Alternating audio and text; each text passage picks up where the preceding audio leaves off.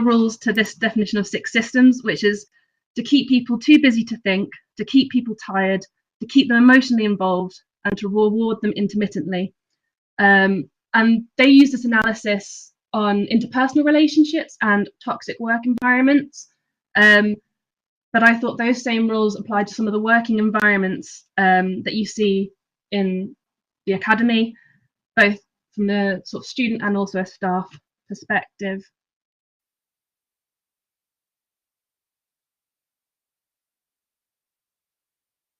One of the other frameworks that I've been using to think about this is Laura Berlint's work on cruel optimism.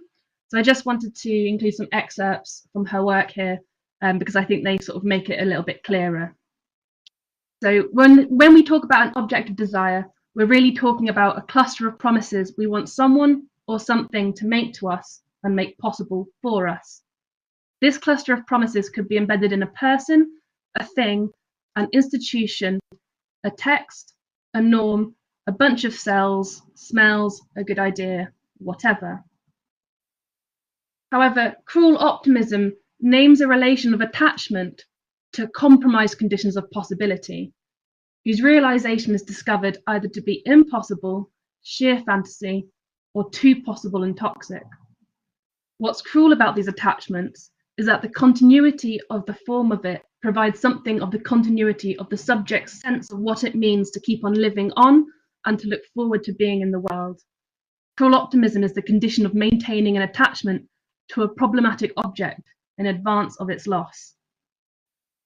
So again, these ideas about things that are impossible or possible but bad for us, and that sense of how important that relationship is to our identity, our ways of negotiating and being around other people and being within an institution really struck me.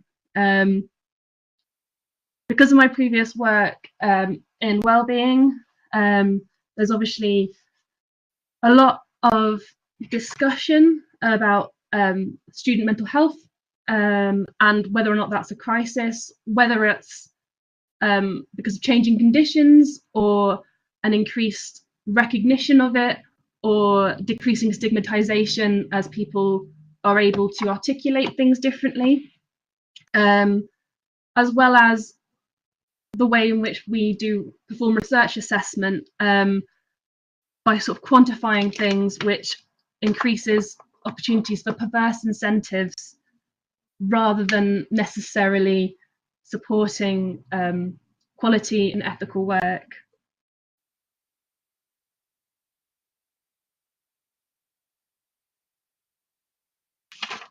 So the thing that I find really interesting is the way in which the grading and valuing in education provides some of those intermittent rewards as well as some of that impossibility.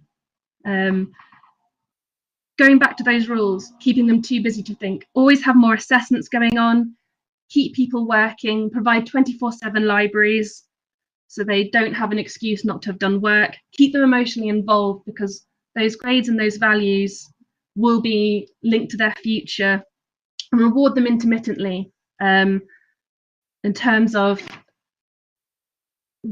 always keep that next reward in the horizon.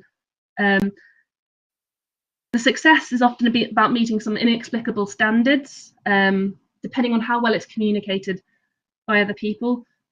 Your grades link to your employability and therefore your future success in this kind of commercial framework.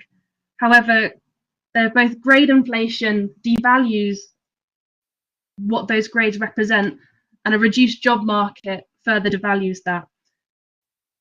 It reduces your educational experience to a quantifiable number rather than a form of relations or that edification and self-development, which I think many people would identify as being the real value of going to university and through higher education or through lifelong learning.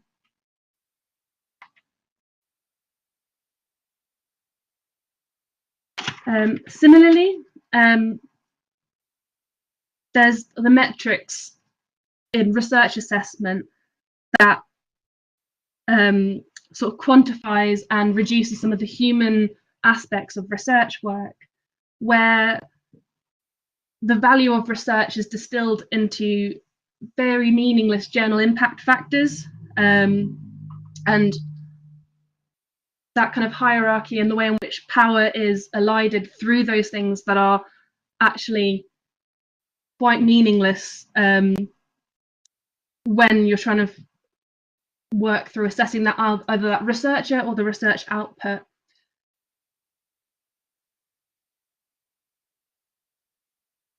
So I kind of wanted really to use this opportunity to pick your brains about alternatives we have out there. In terms of teaching, Jesse Stommel and other people in the pedagogical world have talked about ungrading, where instead of having a set grading metrics and a rubric, you work with the students to negotiate how things are graded, how they feel they've developed, and it's about charting that progress through their own individual journey rather than trying to create a bell curve.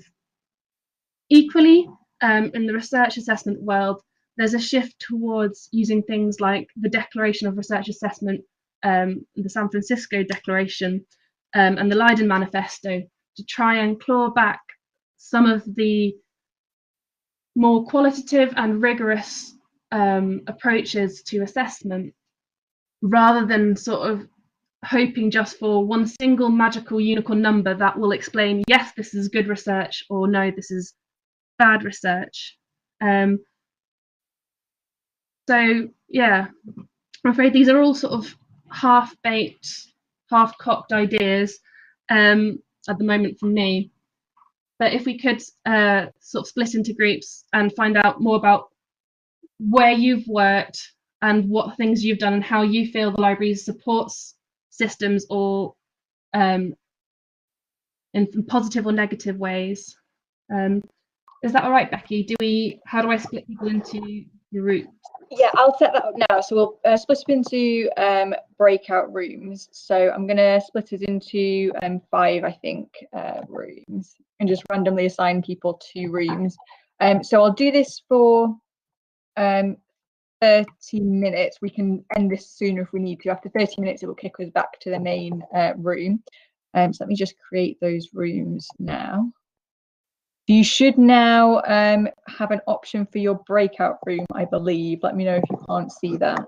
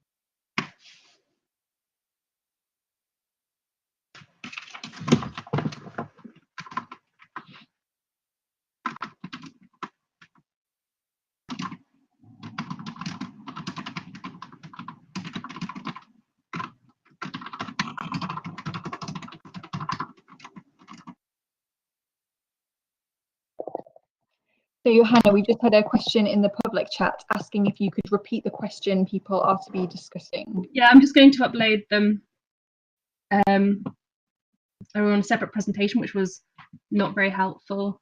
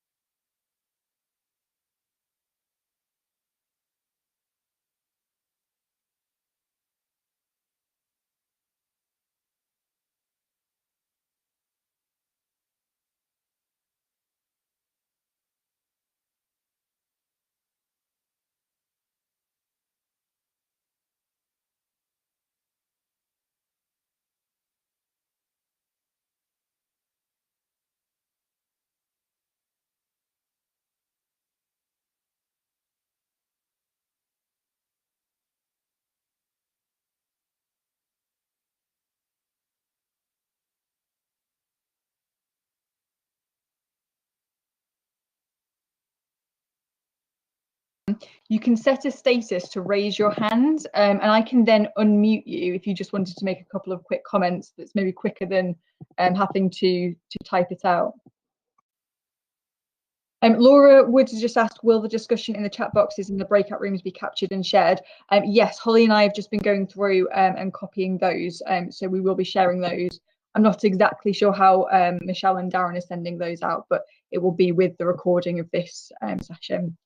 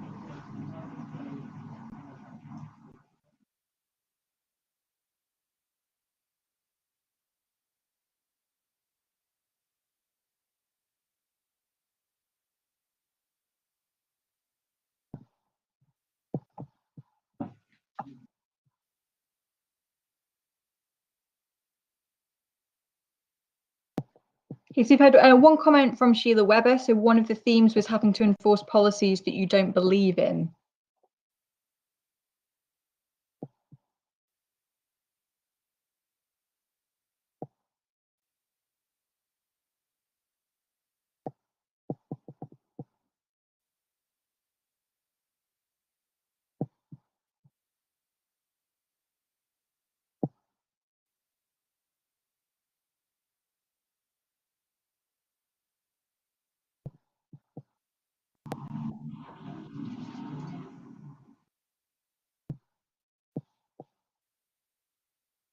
I think that's really interesting, Sheila and Emily. I know, particularly when looking at open access type stuff, one of my colleagues often refers to librarians as putting themselves as bureaucratic gatekeepers, which sometimes does feel like how it's ended up. Although it's usually because you're trying to help people, but then that helping often doesn't actually achieve its aims and just creates more administrative burden.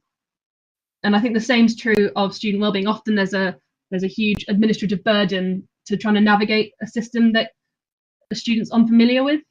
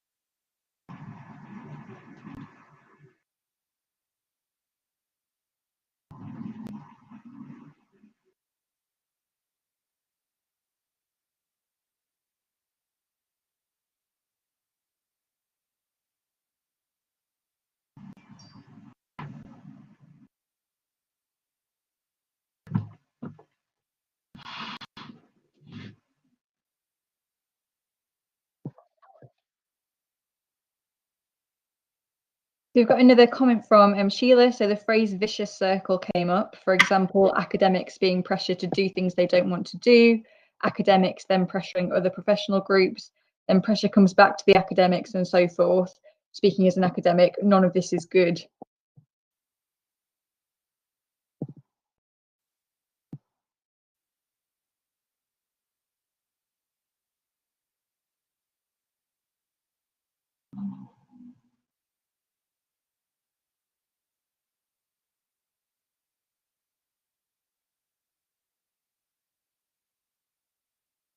Emily asks, it would be interesting to hear if there are any more senior staff in libraries here. What has been their experience?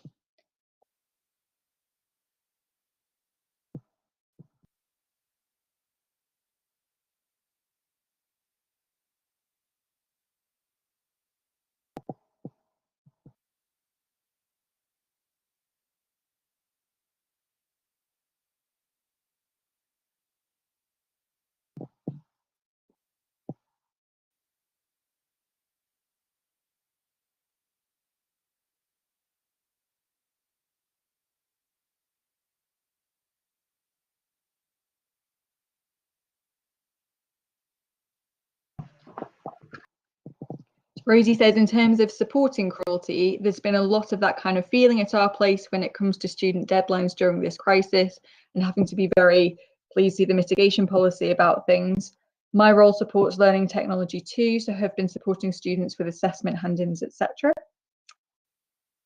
Claire says, in our group, we talked about how the promise of social mobility doesn't match reality, and also about the inherent cruelty of an educational system where so many transactions are financial. Get a loan, get what you paid for, produce good results, get a job, pay the loan, etc. Sheila says she agrees with Rosie regarding the COVID reaction, groups that were already disadvantaged getting overlooked and being disadvantaged even more.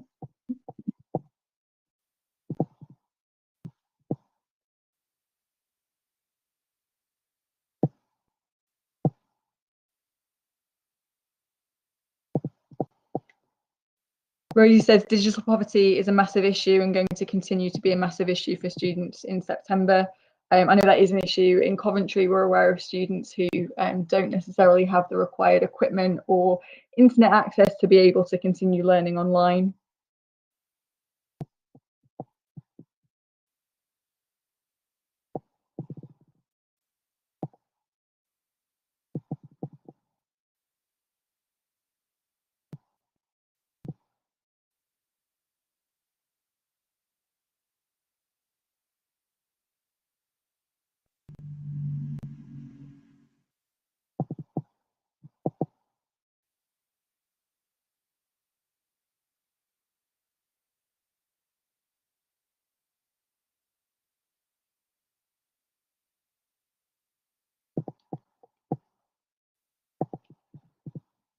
Kay says not only digital access, it's also accommodation and suitable comfy study space.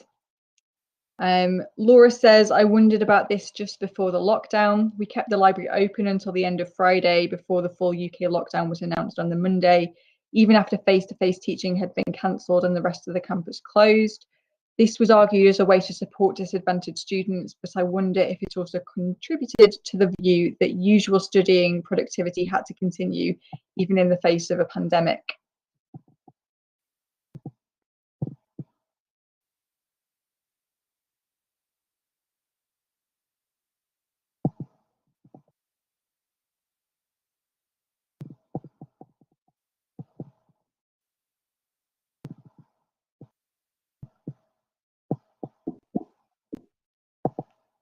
That's a really interesting point, Becky, that you made there. That you said from Laura's point about this idea of what needs to continue in the face of a pandemic, and we touched on that in the group I was working in as well, and we discussed different sort of attitudes.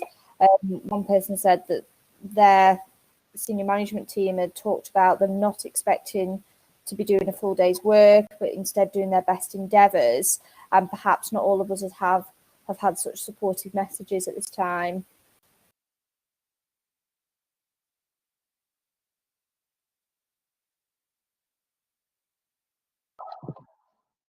Because I think Harriet's comment there echoes what you said, Maria. So Harriet says, for staff as well, people have had very different capacities for working remotely over the lockdown, depending on access to IT equipment, etc. Presumably that also goes for kind of personal circumstances, family, caring responsibilities, things like that. Kay says, yes, business as usual in highly unusual circumstances is definitely the message. Yeah, as Rosie says, people with kids needing to homeschool, etc. I've noticed a big burden placed on some of the lowest paid staff, IT technicians, etc. Laura says, yes, quite expecting our most vulnerable students to be in harm's way along with our lowest paid staff, cleaners, security staff, etc. I think it sounds like things are quite similar, maybe across the board in a lot of universities.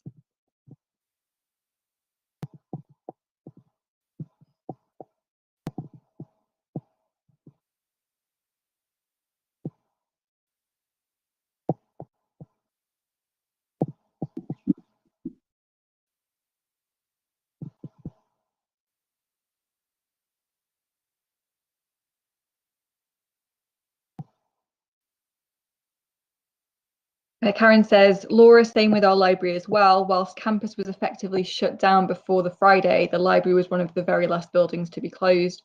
Rosie and Laura agreed about who seems to be being put at most risk. It does seem to be the lowest paid or most vulnerable students.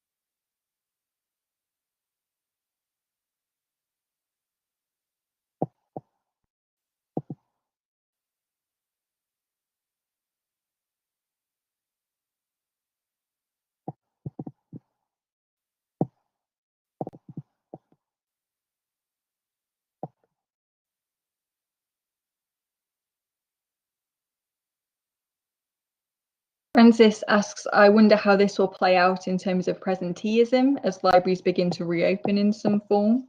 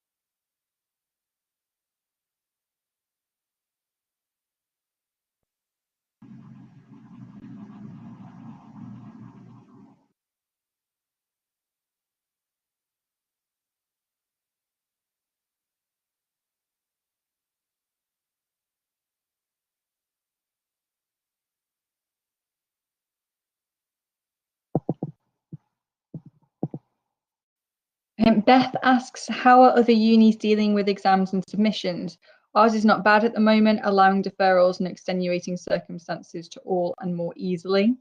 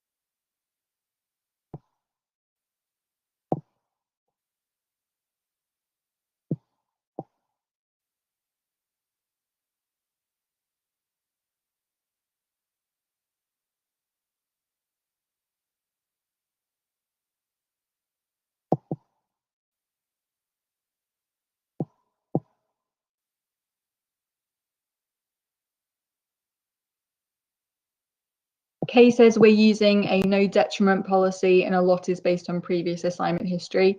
And we are doing the same at Coventry here as well. And all of the coursework deadlines were automatically extended across the board too. A lot of them were due around the time we initially went into lockdown, so they were all extended.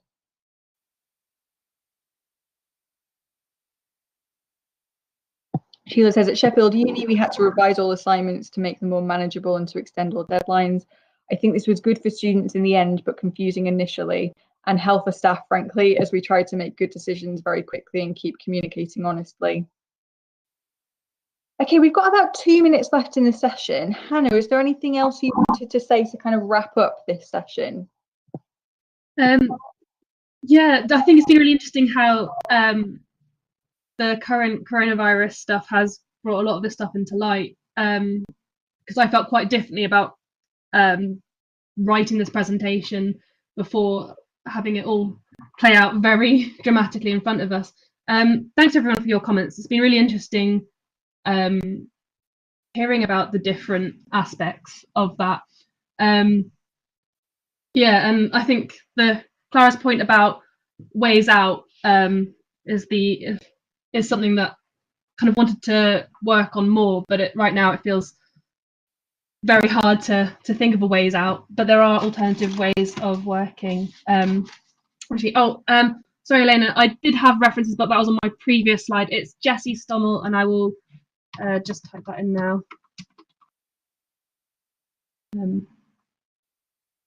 But yeah, thanks everyone for attending and for your really thoughtful and insightful comments. And I hope you all manage to stay well and stay mostly sane during this. It seems like the discussion is kind of continuing, and it's something people obviously are really quite interested in, and it's important to us all, particularly now. So I would encourage you all, if you want to continue this discussion, to take it over to the forum, where maybe people who were not able to attend the session are able to tip in as well. So this session, we've recorded the verbal parts. We're going to download the public chat, and we've also downloaded as much of the breakout groups as possible. So we will be sharing that all with you as well. Okay, it is now time for a lunch break. So I believe the next sessions begin at 2 o'clock with the second keynote.